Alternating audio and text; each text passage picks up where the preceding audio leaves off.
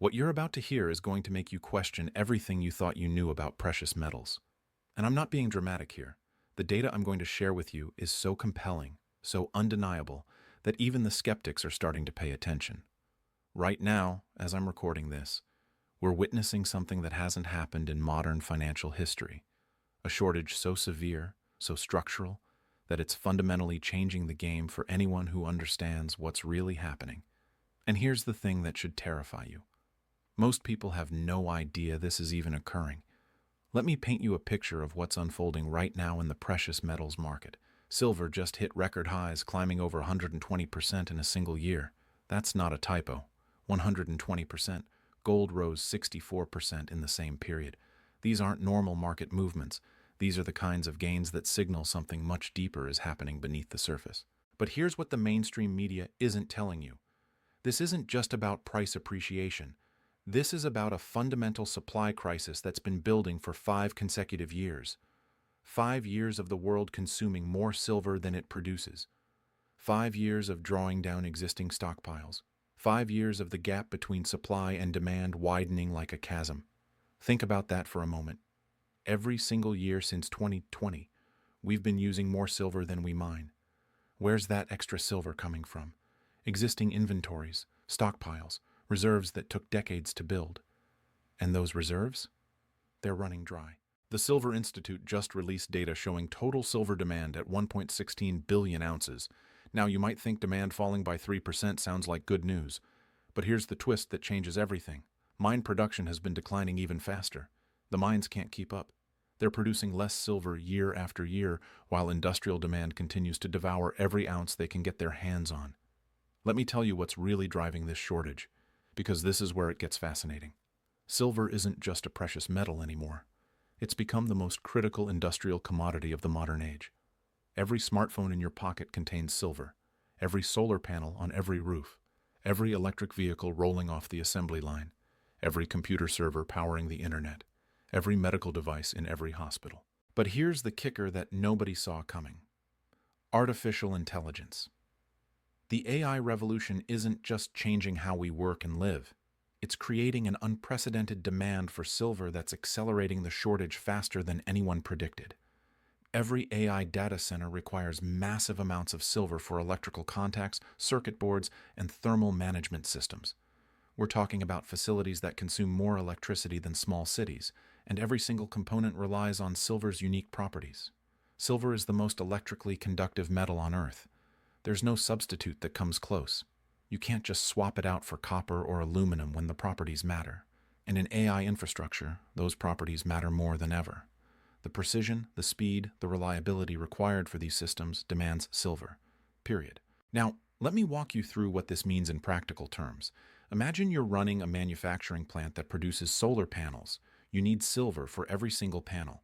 But your supplier just told you they can't guarantee delivery next quarter.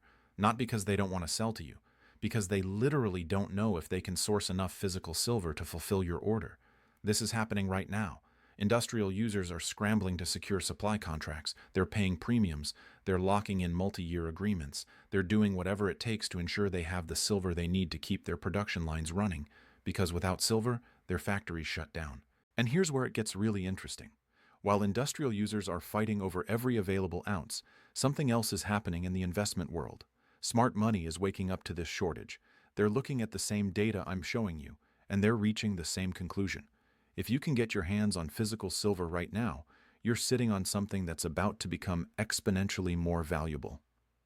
Let me share a story that illustrates this perfectly. Back in the 1970s, there was a similar supply squeeze in silver. The Hunt brothers famously tried to corner the market. But what most people don't know is what happened to industrial users during that period. Companies that relied on silver for manufacturing were in absolute panic. Some had to shut down production lines. Others paid astronomical premiums just to keep operating. The price of silver went from around $5 an ounce to over $50 in just a few years. Now, I'm not saying we're going to see the exact same scenario play out, but I am saying the fundamentals today are even more compelling than they were back then.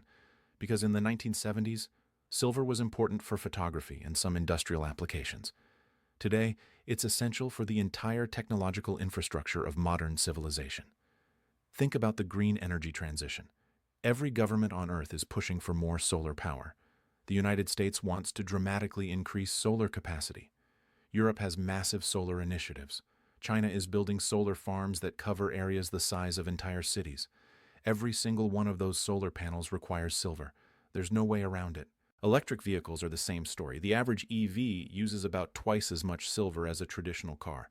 And we're not talking about a few thousand EVs. We're talking about millions of vehicles being produced every year, with that number growing exponentially. Every major automaker has committed to electrifying their fleet. That means millions upon millions of ounces of silver demand that didn't exist a decade ago. But here's what really keeps me up at night. The mining industry can't respond to this demand. You can't just decide to produce more silver overnight. It takes years to bring a new mine online. You need to find the deposit, get permits, build infrastructure, hire workers, and actually start extracting ore. We're talking about a 5 to 10 year timeline from discovery to production. And even if mining companies wanted to ramp up production, there's a problem. Most silver isn't mined as a primary product. About 70% of silver production comes as a byproduct of mining other metals like copper, lead, and zinc. So silver production is tied to the economics of those other metals. If copper prices are low, mines shut down, and silver production drops even though silver prices might be high. This creates a situation where the market can't self-correct through increased supply. The normal economic mechanism of high prices leading to increased production doesn't work the same way with silver. The supply is constrained by factors completely outside of silver's own market dynamics. Now let me tell you about something that's happening right now that most people aren't paying attention to. Central banks around the world are accumulating precious metals at record pace. They're not stupid. They see the same data we're looking at. They understand that in a world of infinite money printing and mounting debt, hard assets become increasingly valuable. But here's the thing about central banks. They primarily buy gold, not silver. Why? Because gold is the monetary metal. It's what they use for international settlements and reserve holdings. But that creates an interesting dynamic. As gold prices rise due to central bank buying, it pulls silver along with it. The gold-to-silver ratio, which historically averages around 60 to 1, has been as high as 120 to 1 in recent years. Right now, it's compressing. Silver is catching up to gold. And if history is any guide, silver tends to overshoot on both the upside and downside. Let me paint you a scenario. Imagine you're a retiree with a significant portion of your wealth in traditional assets, stocks, bonds, maybe some real estate. You've done everything right. You've saved diligently. You've diversified. You've followed conventional wisdom. But now you're watching inflation eat away at your purchasing power. You're seeing your bond portfolio lose value as interest rates fluctuate. You're worried about stock market volatility. You start looking for alternatives, something that can preserve your wealth, something that has intrinsic value, something that can't be printed or created out of thin air, and you discover that precious metals, particularly silver, offer a unique combination of industrial demand and monetary properties that make it incredibly compelling in the current environment. Speaking of retirement accounts, if you're sitting on a substantial amount in traditional retirement vehicles, you might want to explore how physical precious metals can fit into that strategy. There are ways to hold physical gold and silver in retirement accounts without triggering tax penalties. I've put together some information on that in the description if you want to learn more about how that works. It's worth understanding your options, especially given what we're seeing in the broader market. But let's get back to this shortage because the implications are staggering. When you have a commodity that's essential for modern technology, and you have a structural supply deficit that's been growing for 5 consecutive years, and you have increasing industrial demand from AI, solar, EVs, and electronics, and you have investment demand starting to wake up to the opportunity, you create the perfect storm for a price explosion. And we're already seeing the early stages of this. Silver recently hit levels we haven't seen in years. But here's what's fascinating. Despite these price increases, industrial demand hasn't slowed down. Companies are still buying. They're still consuming. They're still building their products because they don't have a choice. They need silver to operate. This tells you something crucial about the price elasticity of silver demand. In economics, when prices rise, demand typically falls. People buy less of something when it gets more expensive. But with silver, industrial demand is relatively inelastic. Companies will pay higher prices because the alternative is shutting down their production lines. The cost of silver in a solar panel or an EV is a small fraction of the total product cost. Even if silver prices double, It doesn't make solar panels or EVs uneconomical. Now, let me tell you about something that's happening in the physical silver market that should concern anyone who doesn't already own metal. Premiums are rising. The spread between the paper price of silver and the price you actually pay for physical coins or bars is widening. Why? Because there's a disconnect between the paper market and the physical market. On the COMEX, the futures exchange where silver is traded, you can buy and sell contracts representing silver. But here's the thing. Most of those contracts never result in physical delivery. They're settled in cash. It's a paper market. The actual physical silver market is much smaller and much tighter, and when physical demand exceeds physical supply, you get premiums. Think about what this means. You can look at the silver price on your screen and see one number, but if you actually want to buy physical silver coins or bars, you're paying significantly more. That premium represents the real supply and demand dynamics in the physical market, and those premiums are telling us that physical silver is becoming increasingly scarce. I want to share another historical parallel that's incredibly relevant right now. In 2008, during the financial crisis, something interesting happened in the silver market. The paper price of silver crashed along with everything else. But physical silver became almost impossible to buy. Dealers were sold out. Mints couldn't keep up with demand. Premiums skyrocketed. People who wanted to buy physical silver couldn't find it at any price. Why am I telling you this? Because it illustrates a crucial point. In times of crisis or shortage, paper claims on silver and physical silver in your possession are two completely different things. You can own silver ETFs or futures contracts, but if you can't convert those to physical metal when you need to, what do you really own? This is why the phrase metal in hand matters so much. Physical possession eliminates counterparty risk. You're not relying on a bank, a broker, or an exchange to honor their obligations. You're not hoping that when you want to convert your paper silver to physical silver, there will actually be metal available. You own it. It's in your possession. Nobody can default on that. Let me walk you through what's happening in the mining sector, because this adds another layer to the shortage story. Silver mining companies are facing unprecedented challenges. Energy costs are rising. Labor costs are increasing. Environmental regulations are getting stricter. Ore grades are declining, meaning they have to process more rock to get the same amount of silver. All of these factors mean that the cost of producing silver is going up. Some estimates put the all-in sustaining cost of silver production at around $20 to $25 per ounce. That's what it costs miners to pull silver out of the ground, process it, and bring it to market. When silver prices are below that level, mines become unprofitable. When they're above it, miners make money, but not enough to justify massive expansion of production capacity. This creates a floor under silver prices. If prices drop too low, mines shut down, supply decreases, and prices rise again. But it also means that even at current elevated prices, we're not going to see a flood of new supply coming online. The economics just don't support the kind of investment needed to significantly increase global silver production. Now let's talk about what's happening in Asia, because this is a crucial part of the story that Western media often overlooks. China and India are massive consumers of silver. China uses enormous amounts for industrial applications. India has a cultural affinity for silver jewelry and investment. Together, these two countries represent a huge portion of global silver demand. But here's what's changing. As these economies grow and their middle classes expand, silver demand is increasing.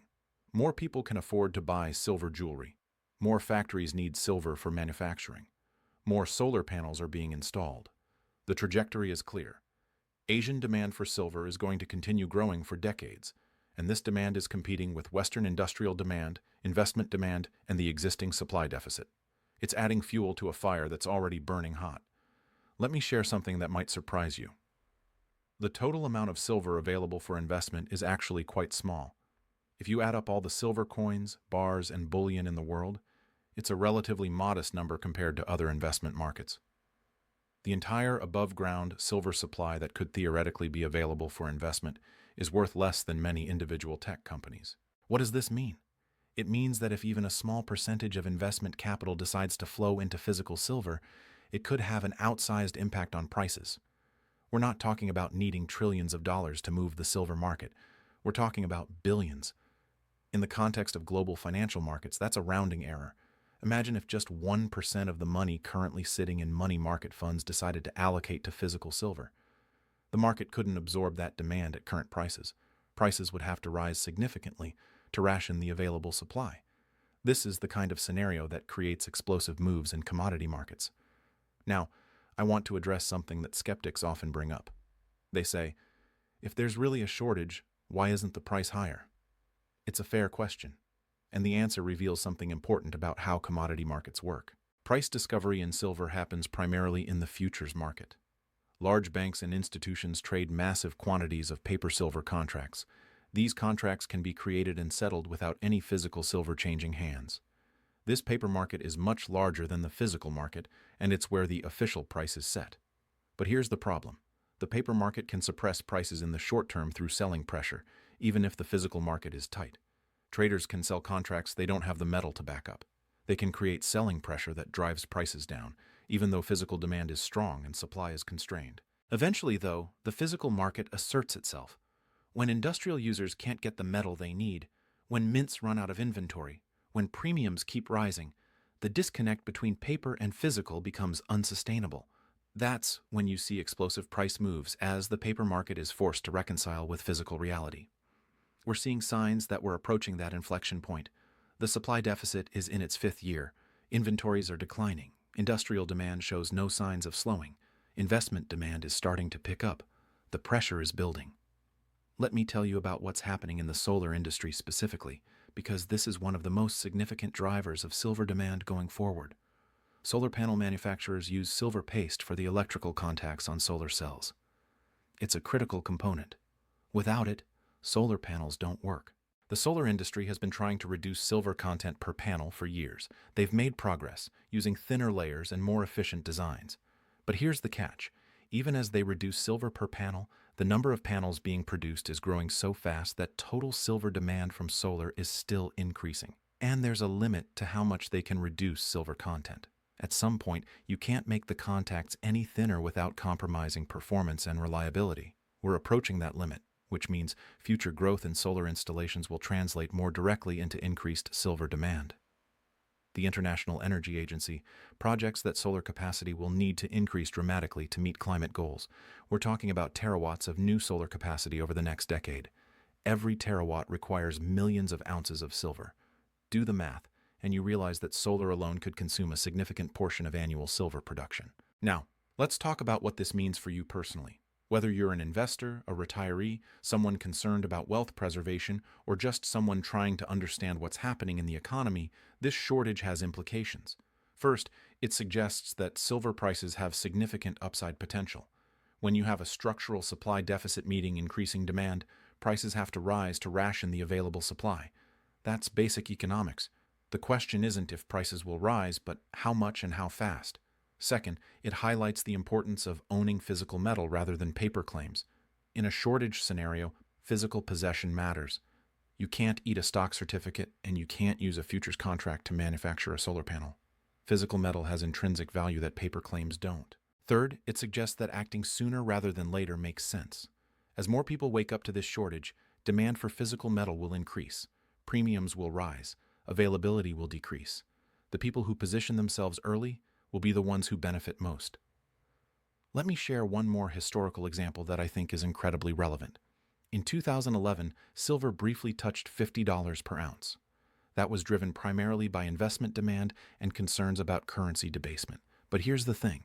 The fundamentals today are actually stronger than they were in 2011.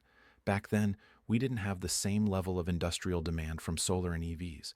We didn't have AI creating massive new demand for data centers. We didn't have 5 consecutive years of supply deficits.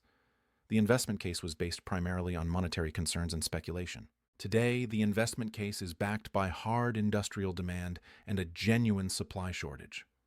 This isn't speculation. This isn't a bubble driven by fear or greed. This is a fundamental supply and demand imbalance in a commodity that's essential for modern technology. What happens when you combine strong fundamentals with investment demand? You get moves that dwarf what we saw in 2011. You get sustained price increases that reflect real scarcity, not just temporary enthusiasm. I want you to think about your own situation for a moment. How much of your wealth is in assets that can be printed, created, or diluted? How much is in hard assets with intrinsic value? How much is in commodities that are essential for the functioning of modern civilization? Most people have the vast majority of their wealth in paper assets: stocks, bonds, cash, digital accounts. These assets have value because we collectively agree they have value. But that agreement can change. Currencies can be devalued. Stocks can crash. Bonds can default. Physical silver is different. It has value because it's useful, because it's necessary, because you can't create more of it by pressing a button or passing a law.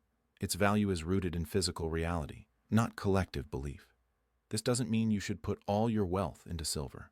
Diversification matters, but it does mean that having some exposure to physical precious metals makes sense as part of a balanced approach to wealth preservation. The shortage we're witnessing isn't going away. The supply deficit isn't going to magically resolve itself. Industrial demand isn't going to suddenly collapse. The fundamentals that are driving this situation are structural and long-term. What we're seeing is the early stages of a repricing of silver based on its true scarcity and utility. The market is slowly waking up to the reality that silver is more valuable than current prices suggest. And as that realization spreads, as more industrial users scramble to secure supply, as more investors seek to own physical metal, prices will adjust to reflect that reality. This is why the phrase "metal in hand" resonates so strongly right now. In a world of digital assets, paper claims, and financial engineering, physical silver represents something tangible, something real, something you can hold, something that has value independent of any institution or government. The shortage proves that silver is scarce. The industrial demand proves that it's necessary. The supply deficit proves that scarcity is getting worse, not better. And the price action proves that the market is starting to recognize these facts. Whether you're looking to preserve wealth, generate returns, or simply protect yourself against economic uncertainty, understanding this shortage and its implications is crucial. The people who recognize what's happening now, who take action while physical metal is still available at reasonable premiums, will be the ones who benefit as this situation continues to unfold. The data is clear. The trends are undeniable. The shortage is real. And the opportunity for those who understand what's happening is significant. The question isn't whether this shortage will impact silver prices. The question is whether you'll position yourself to benefit from it before the rest of the world catches on.